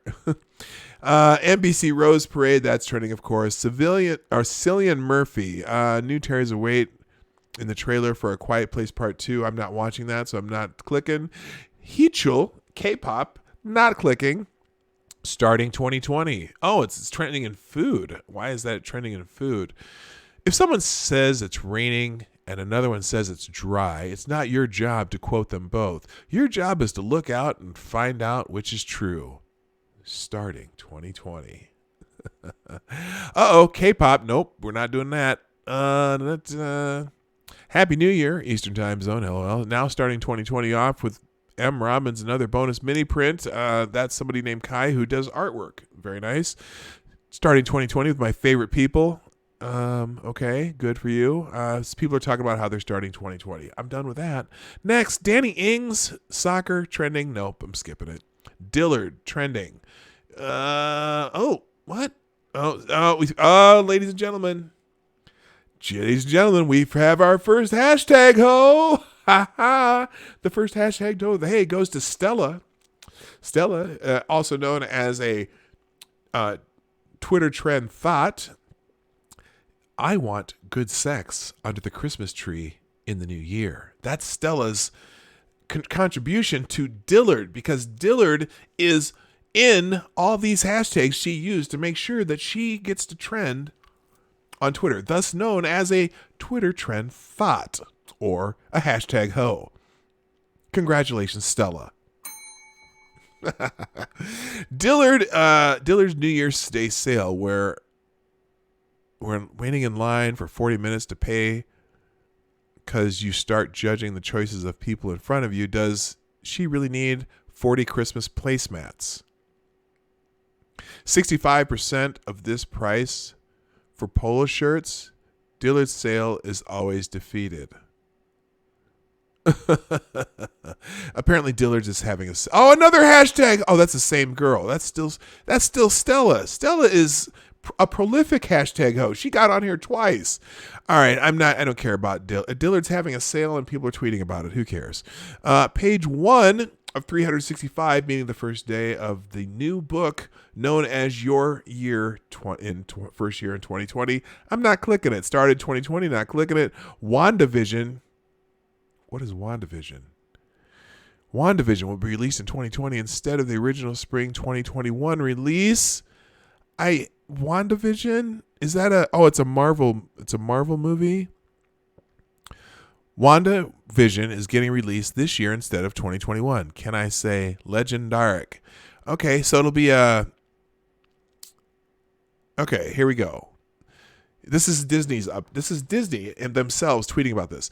Set after Endgame, Wanda and Vision are found in a sitcom world, and as time goes on, Wanda's perfect world turns into chaos. Fans will see the return of Darcy Lewis, Jimmy Woo, Sword, Agent Monica Rambeau, and the rise of Scarlet Witch. So that's going to be in 2021, a new Marvel movie, as in Scarlet Witch and Vision get their own movie. Now it says it's set after Endgame. Did Vision come back? I don't remember Vision coming back in at the end of Endgame as part of all the heroes that came back. So it'll be interesting. All right, there you go. So that's coming out in 2020 instead of 2021. Rita Moreno. Oh, do I click this? Did Rita Moreno pass away? Oh, the obligatory Denzel gift after seeing Rita Moreno is only trending because of the Rose Bowl parade. Okay, she's part of the Rose Bowl parade. If you don't know who Rita Moreno is, famous actress. One of my favorite roles. She was in the movie version of West Side Story, and I think she even played. She played Chi-Chi in West Side Story. I think she did it on Broadway for several years too. But she's 88 years old, and she's the Grand Marshal of this year's Tournament of Roses parade. So cool. That's why she's trending. Good. Independence Day. Why is Independence Day? Okay, so the two soccer things down here trending. Let's check the Independence Day. Happy Independence Day. On this day in 1804, Independence Day to the people of Sudan. Africa unite. Okay, that's trending. So Sudanese people are. Oh, it's also Haitian Independence Day. This day, Haiti fought its way to independence, making it the first black independent country. If this didn't happen, a lot of countries wouldn't be free today. They like to shit on us, but we did that shit. Happy Independence Day. And now Haitians in turmoil still because of the Clinton Foundation. They want their money back. That was a weird aside. So anyway, both Haitian and Sudan is Independence Day in those two countries. And finally, the last thing on here, I'm skipping the two soccer ones. Page 1 of 365 is trending. Yeah, I know. I saw that. 366. Page 1 of 365 is trending. Why 366? Anyway, I'll check. I'll figure that out in a minute. A Proud Family. The Proud Family is on Disney. Okay, it's a movie or a Disney Plus show. Apparently, here we go. The iconic animated series is returning for more episodes on Disney Plus. The show features a black teen, Penny Proud, who learns more about the ups and downs of life one day at a time with her friends and her wacky family. I'm okay. That's the description. Could they just put a proud teen? Yes, I guess it's for some people it's significant that it's a cartoon about a young black teen, but a teen, Penny Proud, who learns more about the ups and downs of the day of life of their family and wacky family, friends and wacky family. All right. Oh no. All right, so let's do this just to get some practice. Okay. Oh, what? Okay, check your logic. What's your question about? Oh, it's a leap year. So there's a there's a February 29th this year. Oh, yeah. So there are 366 days this year. You know, it's funny because my kid's grandmother, her birthday is February 29th. And so it's funny. We always joke, she's now on her 20. She's about to have her 20th birthday. When in actuality it'll be her 80th birthday, but still, she was born on February 29th, so she only has a February 29th birthday every 4 years. So, okay, yeah, it should be page 1 of 366. You know what? Let's go. I'm going to go over there. Let's see if anyone noticed that besides check your logic. Let's find that hashtag. Let's see. Page 1 of 365. Let's check it. Page 1 of 366. See that the first one, the top one up here, is trending. It's a 366-day leap year, girl. Okay. Oh. New year, new me. Page 1 of 365. This will be my year. Reality. I'll be smoking on a curb. Again, a lot. Today is page 1 of 365. Write your own stories. You can do it. Anything is possible. I wish you all the best of luck and make this year your year. Let's Abbott Bosch. Okay. Anyway, 366, guys. In fact, someone should start that hashtag. Page 1 of 366. Morons. But I didn't catch it at first either. Okay, so here's what we're going to do. I am going to check the hashtag. And that's all I'm going to click. Now, I know there's still some leftover nightly news. Oh, no. Someone else is using the hashtag. What the hell? Oh, no. These are from 2017. Yeah, see, I think it's the University of Central Florida. I'm not 100% sure. Used to use that hashtag, but the last time they've used it was... Oh, somebody actually used it recently. Can't wait to see the nightly news. Okay, they don't use it very much. August 31st, June 5th. I think we're going to take over the hashtag. May 7th. Somebody actually used it on December 11th. But I don't care. We're going to use it. We're going to use nightly news as my hashtag, and we're going to steal it. Or should we just do night news? Someone give me a suggestion for a hashtag, and someone find me a hashtag that I can use that isn't... Well, I don't care. We're taking it over. Nightly news. That's your hashtag from now on. All right. I think that's going to be it for today. Oh, the Babylon Bee. The best of the Bee in 2019. Should we do it? I don't have anything to do today. I don't have to go anywhere. Let's check out the Babylon Bee. The best...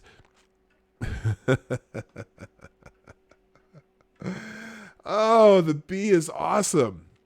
Trump 2020 campaign to simply air unedited footage of Democrats talking. The Trump campaign has unveiled its 2020 campaign strategy of airing unedited footage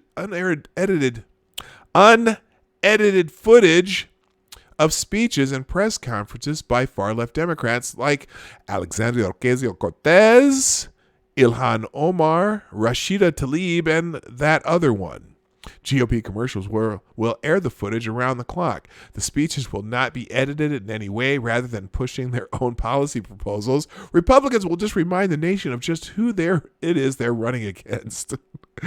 Oh my gosh, that actually could be a very good strategy. Oh, yeah, that's actually funny. It's funny, but good gosh. No, Duck Dog. We are not doing the nightly noose. No. No. You don't talk about nooses to a black man. Come on, Duck Dog. I see what you're doing there. Let's see what else. Let's see. 6-year-old saying, "Why don't we just give away everything away for free?" surges to the top of the Democratic polls. Oh my gosh. 6-year-olds say, "Why don't..." Oh, I love the bee. Just so you know, the bee is satirical, and do not fact check me, CNN or factcheck.org. 6-year-old saying, "Why don't we just give everything away for free?" surges to the top of Democratic polls. A new candidate has come out of nowhere to surge in the poll in the Democratic primary. She's only 6 years old. Susie Peters of Minneapolis, Minnesota, was on a local news segment where children gave their opinions on world problems. And she asked, quote, "Why don't we just give everyone everything they want for free?" The message quickly went viral and really resonated with Democratic voters, propelling Susie from unknown to third in most polls, ahead of Bernie Sanders and just behind Elizabeth Warren and Joe Biden. "She really has a plan for everything," said Melinda Carlson, one of Susie's enthusiastic supporters. While Elizabeth Warren only has a plan for getting people free health care and free college, Susie has a plan to get everyone free everything. She is truly a visionary. Wow, is that whoa, that it's, boy, the bee, sometimes you don't know when it's satire. Arminian temptress convinced Calvinist to shave his beard. Tulsa, Oklahoma. A foul Arminian temptress dating local Calvinist man Bernard Michaels convinced the reformer believer to shave his beard, causing him to lose all of his powers of theology, exegesis, whatever that word is, and arguing on the internet. A group of Arminian theologians had reportedly hatched a plot convincing the woman to approach Michaels, seduce him, and subtly suggest that he shave his beard. Okay, that's humorous if you understand theology, but most people don't, so I'm going to skip on.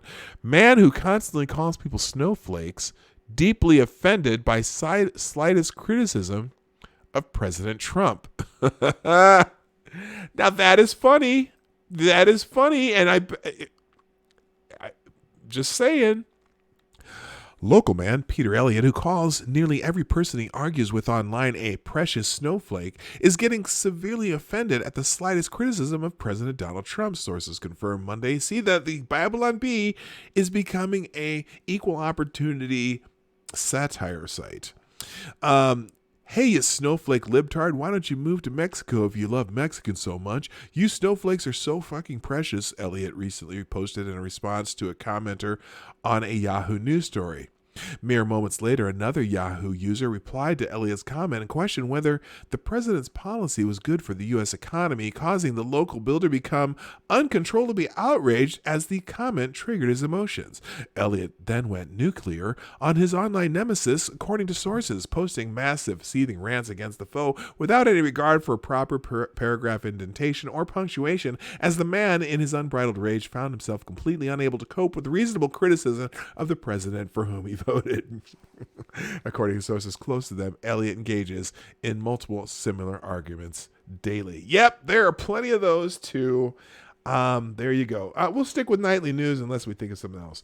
Now that's funny. I appreciate the in fact, I'm even gonna retweet that. That's a funny one. The Babylon Bee went the other way for a change, and that's funny too. Graham pushes through crowd in an attempt to touch hem of Trump's garment. Oh, the Bee is going.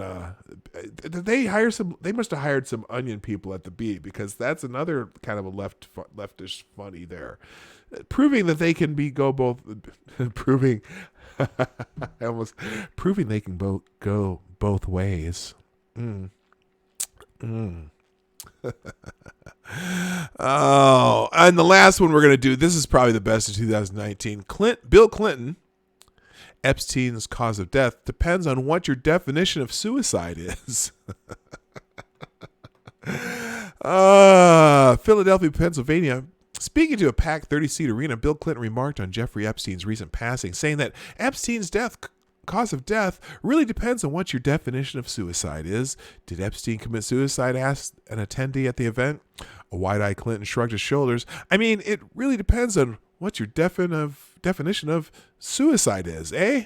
Oh, he said, hey, not a. He wasn't speaking Canadian. He was speaking Bill Clinton. An awkward silence ensued. Bill turned to look at Hillary for support, but she just glared at him and ran her fingers across her throat, a metaphor that means death. He went on. I mean, well, you got to define the terms here, all right?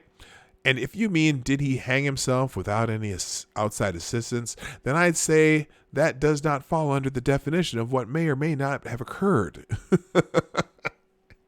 Hillary held up a pair of finger guns to her husband's head in a threatening fashion, another metaphor that means death. Bill gulped. But, well, if you mean did he hang himself and then shoot himself 3 times in the back of the head just to be sure, then, yeah, I'd say he committed suicide. Hillary and I did not have murderous relations with that man, he insisted as Hillary beckoned him backstage. So anyway, yeah, check out the Best of the Bee. They're tweeting up a storm of some of their favorite stories. Oh, wait a minute. Gardner, in the background of Kaepernick video, receives a call from the Washington Redskins.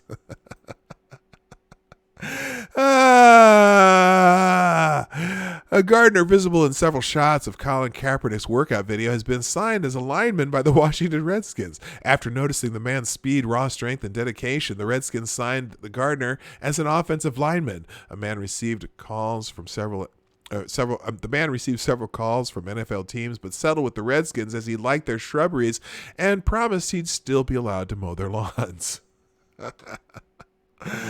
Okay, I've had enough. Ladies and gentlemen, I'm going to call it a day. Well, it's usually a day when I'm here, but that's it for today on the Morning Night Live. I so greatly appreciate you coming and joining me today and spending some time with me on your New Year's Day. The first day of the year, the day of renewal, the day of refreshing your goals and setting new milestones and setting new goals and trying to make the world a better place. Yes, it is page 1 of 366.